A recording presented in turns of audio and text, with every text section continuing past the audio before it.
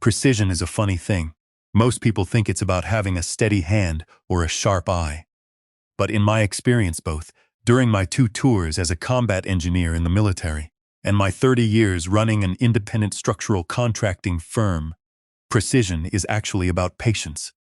It is the agonizing discipline of waiting for the exact right fraction of a second to strike, to build, or to let an arrogant man step directly onto a landmine of his own making. I spent 15 years practicing that exact brand of patience.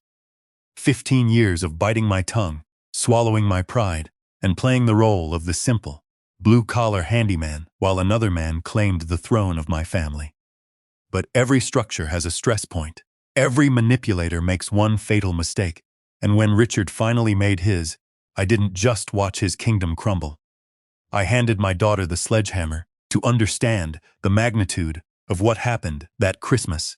You have to understand the architecture of the lie. My name is Daniel. I am 62 years old, and if you saw me in the grocery store, you would see faded Levi's, a heavy canvas jacket, and hands scarred by decades of steel, wood, and wiring.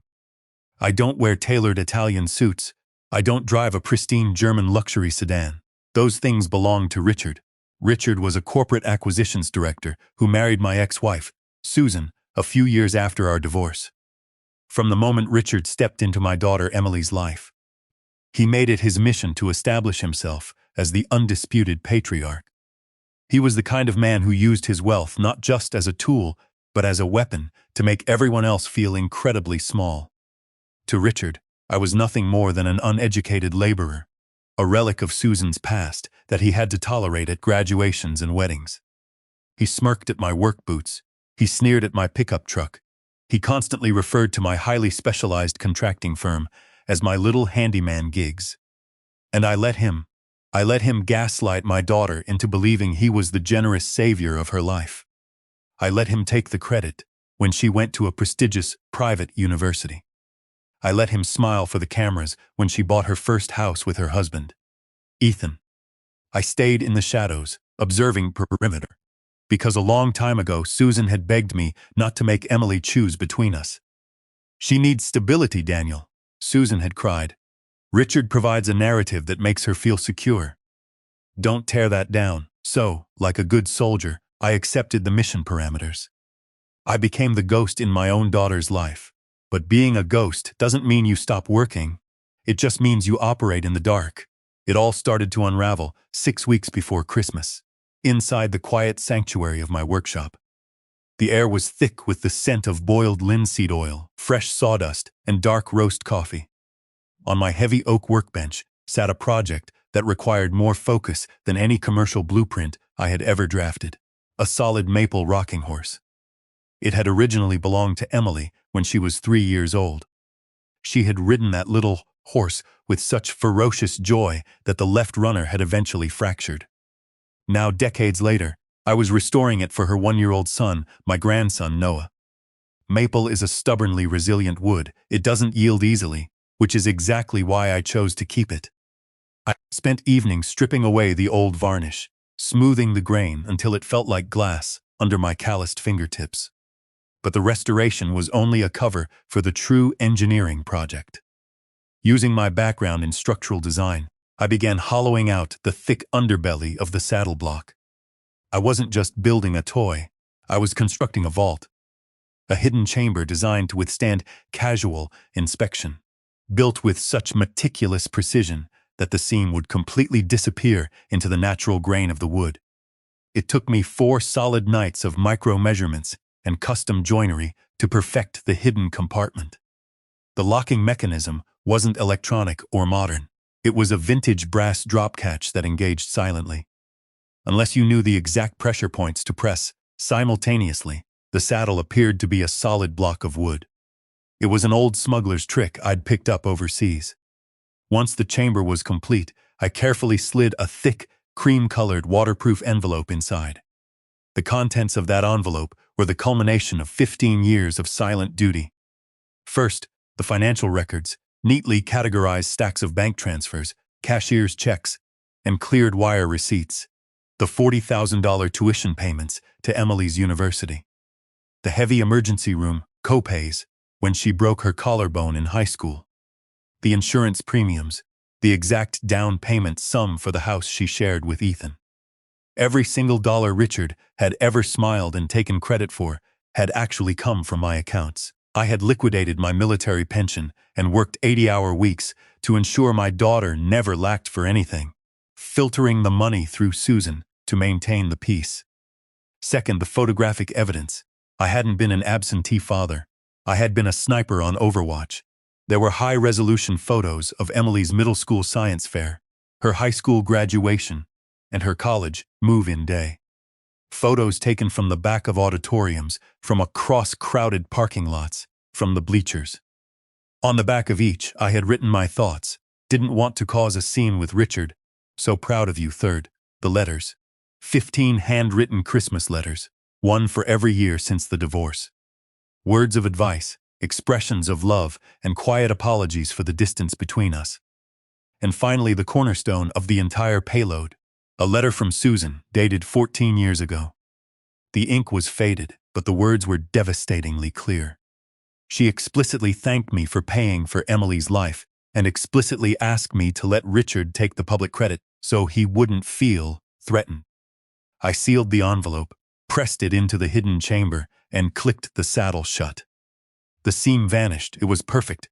Then, I took the tiny antique brass key required to bypass the secondary lock, placed it in a small Ziploc bag, and secured it underneath the horse's belly with a strip of high-grade industrial tape. My plan was simple: deliver the horse, let Noah enjoy it, and after Christmas dinner, when it was just Emily and me, I would hand her the key. No drama, just the truth, finally delivered. On December 22nd, 3 days before Christmas, the sky over Columbus was a bruised, heavy gray. I loaded the heavy maple horse into the bed of my truck, wrapped securely in moving blankets, and drove across town to Emily's house. The neighborhoods were plastered with gaudy, inflatable Santas and blinking LED lights, a sharp contrast to the cold, calculating focus burning in my chest. When I pulled into the driveway, Ethan was already waiting on the porch. Ethan was a certified public accountant, a man who lived in the world of spreadsheets, audits, and undeniable facts. He was quiet, analytical, and highly observant. We understood each other on a fundamental level. He didn't talk much, but he missed absolutely nothing. "Daniel," Ethan greeted me, shaking my hand firmly. "Let me help you with that." "Appreciate it, Ethan," I replied. We lifted the heavy horse and carried it into the living room, setting it down gently beside a towering Christmas tree covered in silver and gold ornaments. Emily emerged from the kitchen, wiping flour from her hands, her face lighting up as she saw the restored horse.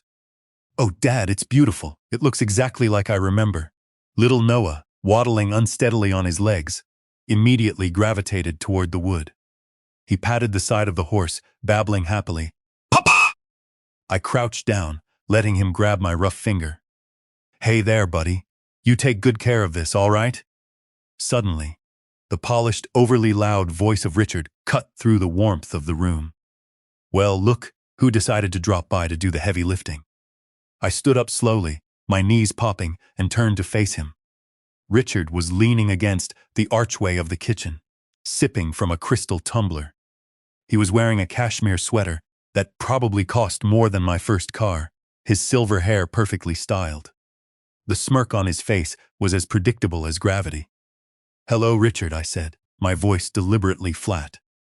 "In the military, you learn never to give away your emotional state. You stay a blank wall." Richard walked over, inspecting the horse with exaggerated skepticism. He tapped the maple wood with his knuckles. "Not bad for a garage project, Daniel. A little rough around the edges. Maybe the varnish is a bit uneven, but I suppose the kid won't mind. Woodworking is a nice little hobby to keep you busy in your retirement, I imagine." I didn't blink. "It's maple, it'll hold." "Of course it will," Richard chuckled dismissively. He turned to Emily. "Sweetheart, I've got the caterers confirmed for Christmas Eve. We're doing the prime rib this year. Much better than that." "What was it?" "Chicken casserole. We usually have to suffer through." He shot a patronizing glance in my direction. Emily looked uncomfortable. "Richard, Dad makes that casserole every year. It's tradition." "Tradition is just..." A word for things we haven't bothered to upgrade yet, Richard countered smoothly. Anyway, Daniel, we'll see you on the 24th. Try not to track too much snow onto the carpets this time. I looked at Ethan. Ethan's jaw was tight, his eyes locked on Richard with quiet calculation. He knew what Richard was doing, but like me, he was playing the long game. I'll be there, I said evenly. I gave Emily a brief hug, ruffled Noah's hair, and walked out to my truck. As I drove away, I didn't feel anger. Anger is erratic. It makes you sloppy. I felt an icy, absolute calm. The pieces were on the board. The vault was secured. I had no idea that Richard was about to accelerate his own destruction, that within 48 hours, he would make a fatal mistake that would change the trajectory of our family forever. The trap wasn't something I set off. It was something Richard stumbled into because he simply couldn't help himself. Arrogance is a predictable flaw. It creates a massive blind spot, rendering a man incapable of imagining that anyone else in the room is playing a smarter game. On the morning of December 24th, my internal clock woke me up at 0500 hours, a habit ingrained from years of pre-dawn deployments and early mornings on construction sites. The house was bitterly cold, the silence heavy and absolute. I brewed a pot of dark roast, the scent filling the sparse kitchen, and began my preparations. I had a mission, my famous chicken and rice casserole. It wasn't prime rib. It wasn't some culinary masterpiece designed to impress a country club dining room. It was humble, straightforward, and dependable. It was a comfort dish that Emily had cherished since she was 10 years old. I worked with the systematic efficiency of an engineer assembling a circuit board. Chicken, perfectly shredded, rice, measured to the gram, cream soup, buttered crackers laid across the top like protective plating. As the oven preheated, I stood by the frosted window, watching my breath plume into the chilly air. Outside, a neighbor's inflatable snowman had deflated, lying face down in the freezing mud. It was an oddly fitting image. For the day ahead, by late afternoon, the casserole was hot and carefully wrapped in dual layers of industrial aluminum foil. I wrote heat at 350 degrees. Dad, on a piece of masking tape, secured it to the top and carried the heavy glass dish out to the cab of my truck. I wore a clean blue button-down shirt and my best pair of jeans and outfit that Richard would undoubtedly find highly amusing. I didn't care. I wasn't dressing for him. I was dressing for my daughter and my grandson. I fired up the ignition. The engine of my truck roared, cutting through the silence of the neighborhood. I pulled out onto the main arterial road, heading toward Emily's house. I was roughly 20 minutes away, stopped at a long red light at a desolate intersection, when my phone vibrated in the cup holder. A single text message notification. I reached down, expecting a standard update from Emily, maybe a request to pick up ice, or a frantic note about Noah spilling something on his holiday outfit. Instead, the screen illuminated with a message that instantly dropped the temperature in the cab of my truck by 10 degrees. Don't come until you apologize to my stepdad. I stared at the glowing pixels. The light above me turned green. The car behind me honked, a sharp, angry blast. I didn't flinch. I slowly shifted the truck into park right there in the intersection, ignoring the furious driver who swerved around me, shouting curses. My military training kicked in, suppressing the immediate, blinding wave of shock and hurt. I didn't react. I analyzed 14 words, no explanation, no signature, just a brutal, sudden exclusion. I read the text again, parsing the syntax and vocabulary, like a cryptographer breaking an enemy code. Emily had never, not once in 15 years, referred to Richard as her stepdad in a text to me. She called him Richard. Furthermore, the aggressive demand for an apology for an offense that had never been specified, was entirely out of character for my daughter. Emily was a peacemaker, deeply conflict-averse, trained by years of her mother's anxiety to smooth things over. This wasn't Emily. This was a hostile transmission sent from a captured communication channel. Richard had her phone. The realization hit me with the force of a kinetic strike.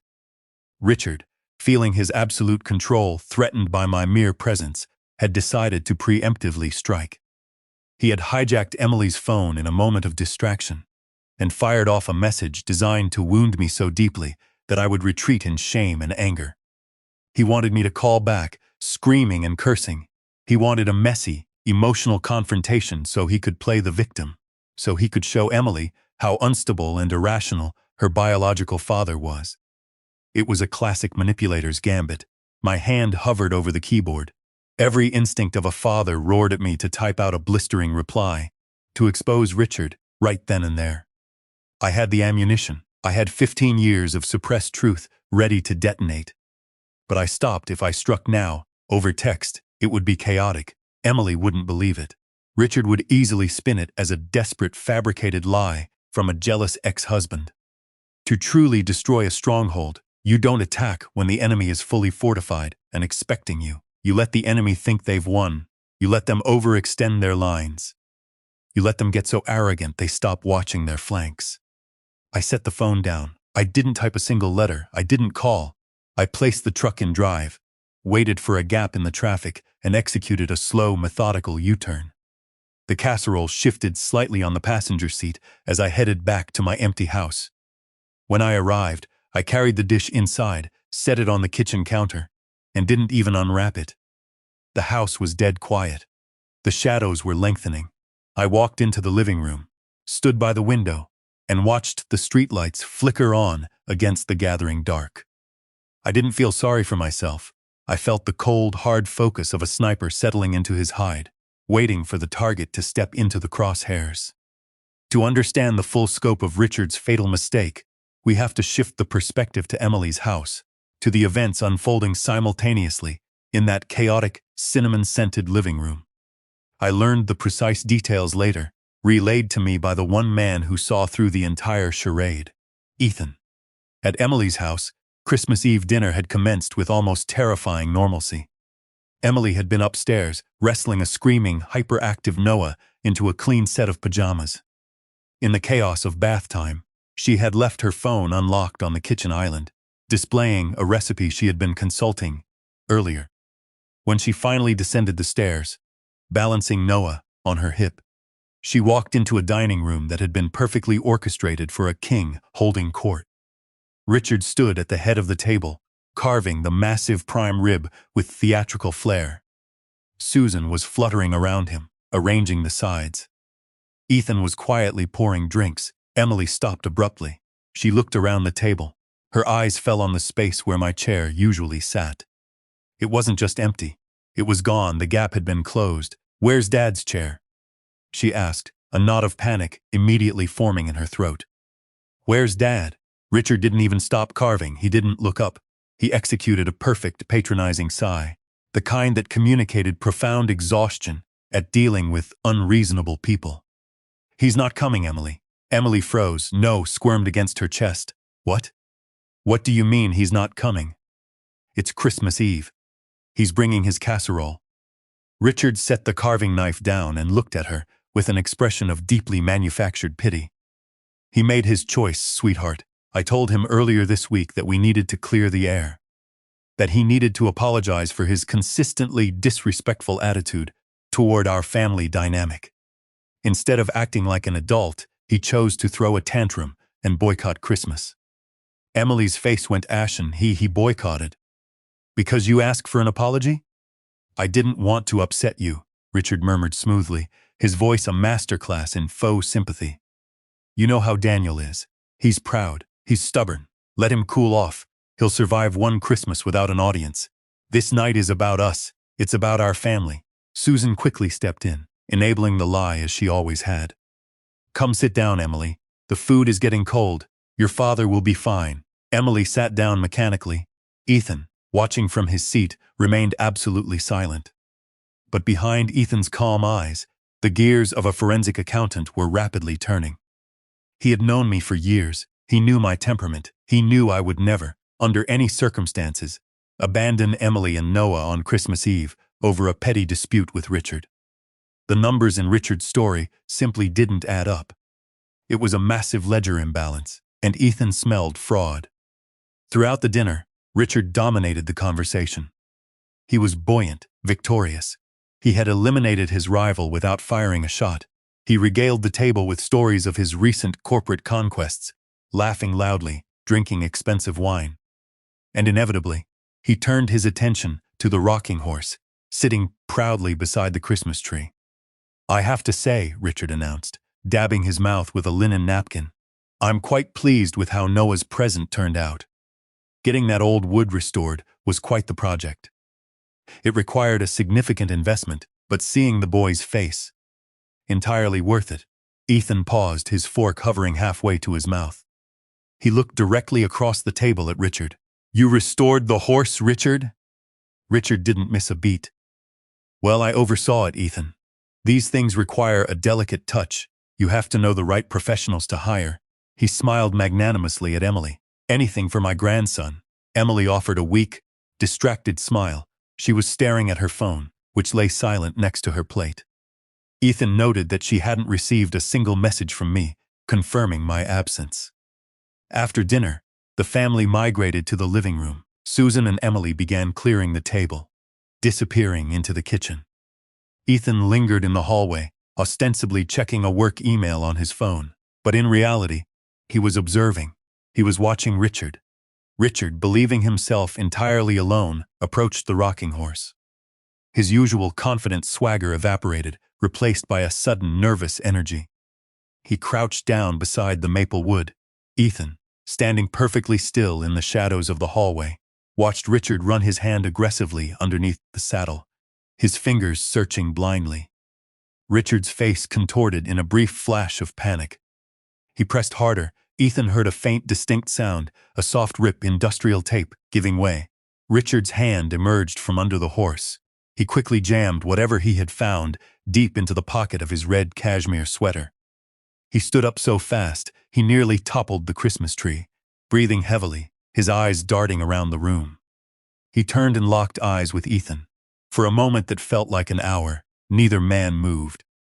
The silence in the room was deafening, save for the faint hum of the refrigerator in the kitchen. Richard's public mask slammed back into place, though the edges were visibly fraying. He forced a wide, artificial smile. "Everything okay, Ethan?" "You lose something?" Ethan didn't blink. He maintained a terrifyingly neutral expression, his voice cool and measured. "No, Richard, just checking on things. Did you lose something?"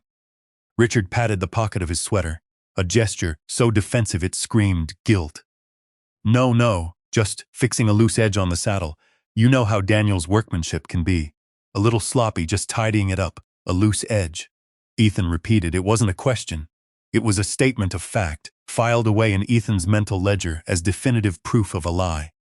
The saddle was solid maple. It didn't have edges that could come loose. "Exactly," Richard said, his voice a pitch higher than usual. He quickly brushed past Ethan, retreating toward the safety of the kitchen. Ethan remained in the hallway, his eyes fixed on the rocking horse. He was a man who spent his life hunting down hidden assets and corporate fraud. He knew precisely what a cover-up looked like. Richard hadn't been fixing anything.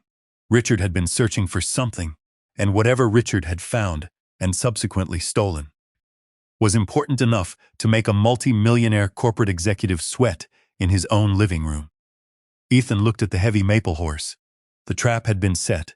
Richard had stolen the bait, but Ethan knew, with absolute certainty, that the real secret was still waiting inside the wood. Christmas morning is typically heralded by a sense of soft domestic tranquility. But inside Emily's house, the morning of the 25th arrived with the brittle tension of a localized ceasefire.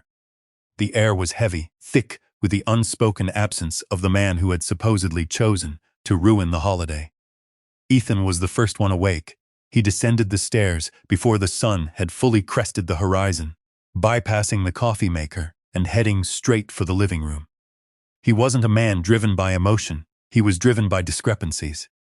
And Richard's behavior the previous night had been a glaring, unignorable anomaly. The Christmas tree lights still cast a weak, colorful glow across the room.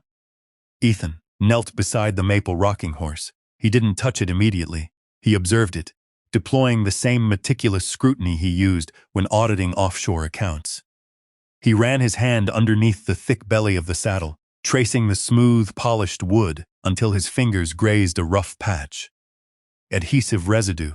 There was no loose edge. There was no splintering wood. There was only the sticky, rectangular outline where a piece of heavy-duty tape had been violently ripped away. Ethan stood up slowly. Richard had stripped something off the horse, shoved it into his pocket, and lied directly to his face. But Richard was arrogant, and arrogant men are frequently careless. But I was not looking at her. They don't cover their tracks properly, because they don't believe anyone is intelligent enough to follow them. Ethan quietly slipped out the side door into the freezing garage. He reasoned that Richard wouldn't have kept whatever he found on his person. It was too risky. He would have disposed of it quickly. Ethan systematically checked the trash cans. Nothing. He scanned the workbench. Empty. He began to trace the logical path a panicked man would take in the dark. Near the back wall, behind a towering stack of plastic storage bins containing holiday decorations, Ethan spotted a microscopic glint of metal resting against the concrete. He knelt down, reaching behind the bins, his fingers brushing against a tiny, cold object. He pulled it into the dim light. It was a key, an antique brass drop-catch key, the kind used for complex, concealed locking mechanisms. Ethan stared at it, the metal cold against his palm. The equation suddenly balanced. Richard hadn't found the secret. He had only found the key to the secret. And in his haste to remove the evidence, he had dropped it. Ethan closed his fist around the brass. The investigation phase was over. It was time for full disclosure. He waited until early afternoon. Richard and Susan were due to arrive at 3 o'clock for a late lunch, and Emily had finally managed to put an exhausted Noah down for a nap. The house was momentarily silent, save for the rhythmic hum of the dishwasher. Emily walked into the living room, nervously wiping her hands on a dish towel. She looked utterly drained. "Ethan, what are you doing?" she asked, her voice tight. Ethan was kneeling by the rocking horse. He looked up at her, his expression grim. "I need to show you something." Please, just sit down." Emily hesitated, the anxiety radiating from her. "Ethan, if this is about Dad, I don't want to fight. It's Christmas. I don't want to fight either," Ethan replied, his voice steady, anchoring her. "But I need you to look at this." He opened his hand, revealing the brass key. Emily frowned, stepping closer. "What is that?" "I found it in the garage, hidden behind the storage bins," Ethan said. "Last night, after dinner, I caught Richard digging around underneath this horse. He pulled something off, ripped tape off the wood, and shoved it in his pocket. He told me he was fixing a loose edge." Emily's breath caught. Richard took that?" "He dropped it," Ethan corrected. This horse doesn't have a loose edge. It has a lock. Your father built something into this." Emily stared at the key, then at the horse. Where would it even go?" Ethan ran his hands along the thick saddle block, pressing the wood. For a tense minute, nothing happened. Then he applied simultaneous pressure to the front pommel and the rear cantle. There was a sharp mechanical click. The entire side panel of the saddle dropped down smoothly on hidden hinges. Emily gasped, taking a physical step backward. Inside the hollowed chamber lay a thick, cream-colored envelope. Ethan didn't reach for it. He looked at Emily, giving her the agency. "Do you want me to close it?" Emily shook her head, tears instantly welling in her eyes. "No, pull it out." They moved to the kitchen table, the exact table where Richard had held court the night before. Emily sat down, her hands trembling as she broke the seal on the envelope.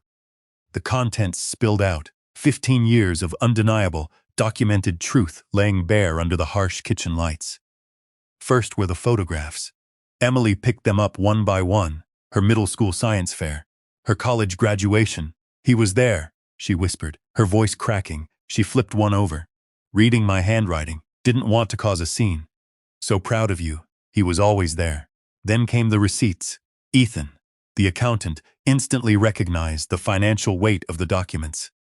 "Emily," Ethan breathed, looking at a heavily redacted bank transfer. "This is the tuition payment for your junior year, and this, my God." He slid a closing cost statement toward her. "This is the down payment for our house." Emily stared at the numbers, the blood draining from her face.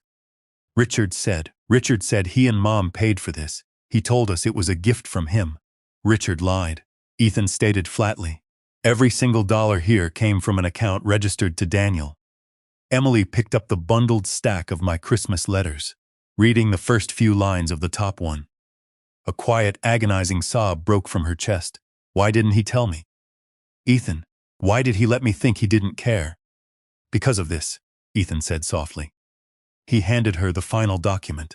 Susan's letter. Emily read her mother's faded handwriting. She read the explicit instructions demanding that I stay in the shadows, the plea to let Richard take the credit to maintain his fragile ego and preserve the family peace. The realization of the profound, silent sacrifice I had made struck her with devastating force. She dropped the letter, burying her face in her hands, weeping with a raw, shattered grief. She had spent a decade and a half idolizing a fraud and alienating the man who had quietly bankrolled her existence. Suddenly, the crunch of tires on gravel broke the silence. Through the kitchen window, Ethan saw Richard's pristine luxury sedan pull into the driveway. Emily wiped her face, her sorrow instantly crystallizing into a diamond-hard fury. "Leave the papers on the table," she commanded, her voice suddenly devoid of any tremor. Richard entered through the side door, stomping snow off his expensive leather boots, projecting his usual aura of unearned authority. "Merry Christmas!" he boomed, expecting the standard deferential greeting. He walked into the kitchen and stopped dead, his eyes swept over the table, the photographs, the bank statements, the letters, and sitting squarely in the center, the tiny brass key. The color vanished from Richard's face so rapidly, he looked physically ill. The polished, untouchable executive evaporated, leaving behind a terrified, cornered man. Emily stood at the head of the table. "Did you know?" she asked, her voice dangerously quiet. Richard swallowed hard, his eyes darting frantically. He attempted to deploy his usual defense mechanism, condescension. "Emily, sweetheart, let's not be dramatic. Your father is prone to these grand, theatrical gestures. Leaving a hidden box? It's absurd, did you know?" Emily repeated, stepping closer. "Did you know he paid for my tuition? Did you know he paid for my down payment? Did you know he was at my graduation?" Richard tried to pivot, looking at Ethan for backup. "Ethan, talk some sense into her. This is ancient history. We provided a stable home. Daniel chose to be distant. Ethan didn't move an inch. Don't look at me, Richard. You're out of runway. You let me believe you were the one taking care of us," Emily said, her voice rising, shaking the walls of the kitchen. "You took credit for his money. You took credit for his sacrifices. You stood in my house last night and bragged about a rocking horse he built with his bare hands." "I maintained the peace," Richard snapped, his temper flaring, desperately trying to regain control. "Your father is a brute, an uneducated laborer. I gave you a respectable life. I protected you from his instability by stealing his identity as a father." Emily countered, leaning over the table. "You stole 15 years from me, and then yesterday," she stopped, her eyes narrowing as a new, horrifying realization dawned on her. "Yesterday you," said Dad, demanded an apology. "You said he threw a tantrum." Richard took a step back toward the door. "He did. I texted him to confirm the time, and he sent back a highly abusive message. I deleted it to spare your feelings." Ethan stepped forward. "You sent a text to Daniel?" "Yes," Richard lied smoothly, regaining a fraction of his composure. Emily grabbed her phone from the counter.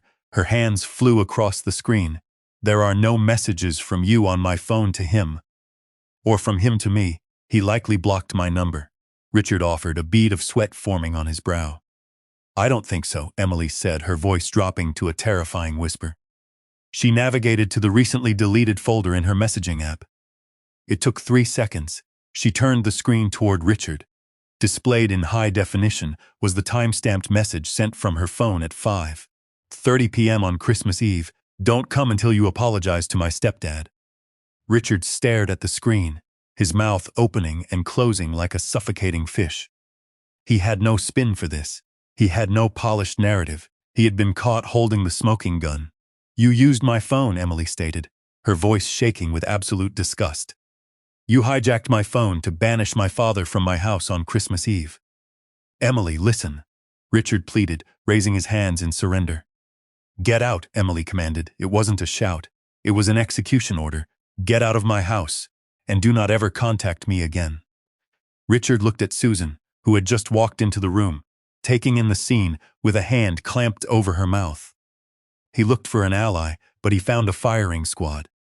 Without another word, Richard turned and fled the house, the door slamming behind him, the sound echoing the final collapse of his artificial empire.